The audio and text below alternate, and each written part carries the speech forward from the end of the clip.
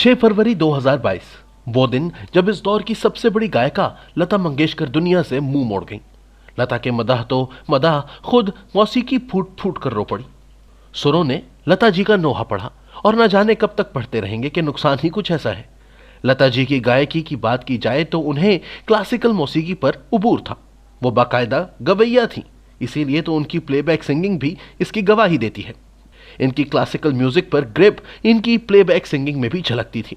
आए इस वीडियो में लता मंगेशकर की जिंदगी के कुछ अहम वाकयात का जिक्र करते हैं। सबसे पहले बात लता जी और उस्ताद सलामत अली खां की मोहब्बत की। लता जी और अजीम गायक उस्ताद सलामत अली खां को एक दूसरे से मोहब्बत हो गई थी। दोनों एक दूसरे को बहुत ज्यादा चाहने लगे थे। बात शादी तक आ गई थी और मजे की बात यह कि शादी की यह पेशकश खुद लता जी ने की थी।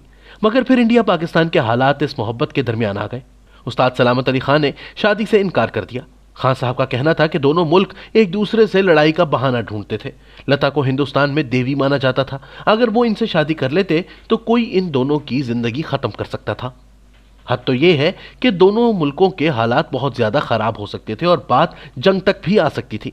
बस इसीलिए दोनों ने अपने प्यार की कुर्बानी दे दी।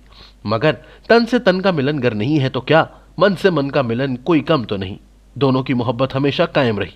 यही वजह है कि 1998 में जब उस वक्त के वजीर आजम नवाज शरीफ ने बयान दिया कि इनकी ख्वाहिश है कि लता जी लाहौर में कॉन्सर्ट करें, तो इसका जवाब लता जी ने एक इंटरव्यू में दिया था। लता जी ने कहा था कि मेरा तो दिल चाहता है कि मैं उड़कर लाहौर चली जाऊं, मगर क्या करूं कि उस्ताद सलामत अली खां ने मुझे लाहौर ले जाने का वादा किया था, मगर उन्होंने वादा पूरा नहीं किया। ये इंटरव्यू उस्ताद सलामत अली खां ने पढ़ा तो उदास हो गए। उस्ताद जी अक्सर लता जी का ये गाना लग जा गले के फिर ये हंसी रात हो ना हो गुनगुनाते और रो पड़ते थे। और अब लता जी की मलका तरन्नुम नूर जहां से मुलाकात की कहानी। असल में दोनों ग्रेट आर्टिस्ट्स में बहुत ज्यादा दोस्ती थी और फिर पार्टीशन हो गई। पाकिस्तान और इंडिया अलग अलग हो गए। दोनों मुल्कों में सरहदें बन गई, मगर लता जी और नूरजहां की दोस्ती में कोई दीवार ना आ सकी। ये वाकया है 1952 का। हुआ कुछ यूं था कि एक बार लता जी भारतीय पंजाब के शहर अमृतसर गई। लता जी का जी चाहा क्यों ना अपनी सहेली नूरजहां से मुलाकात की जाए। नूरजहां जाहिर है लाहौर में रहती थी, मगर दोनों शहरों में फासला सिर्फ और सिर्फ 50 किलोमीटर का था। बस फिर क्या था, लता जी ने मैडम नूरजहां को फोन कर दिया। 1 घंटे तक बात की और फिर बाघा बॉर्डर पहुंचकर मुलाकात करने की ख्वाहिश की। मैडम नूरजहां भी इनसे मुलाकात को फौरन चली आई। दोनों नो मैंस लैंड पर मिली और कुछ इस अदा से कि मैडम नूरजहां लता जी को देखते हुए दौड़ती हुई आई और गले लगा लिया और फिर दोनों रो पड़ी और ऐसा रोई कि आंसू थे कि रुकने में ना आ रहे थे। मगर दिलचस्प बात यह कि ये दोनों तो दोनों खुद दोनों मुल्कों के फौजी भी रो पड़े। नूरजहां अपनी सहेली के लिए लाहौर से बिरयानी और मिठाई लेकर आई थी। यकीनन इस मिठाई और बिरयानी का टेस्ट लता जी को तमाम जिंदगी नहीं भूला होगा।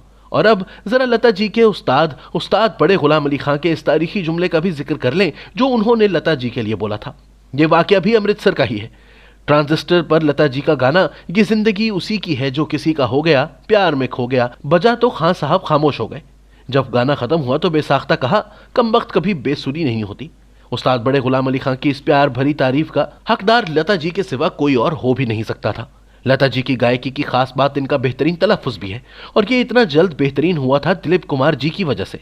एक बार दिलीप कुमार साहब से किसी ने लता जी का तारुफ कराया। लता जी उस वक्त तक नई नई सिंगर थी।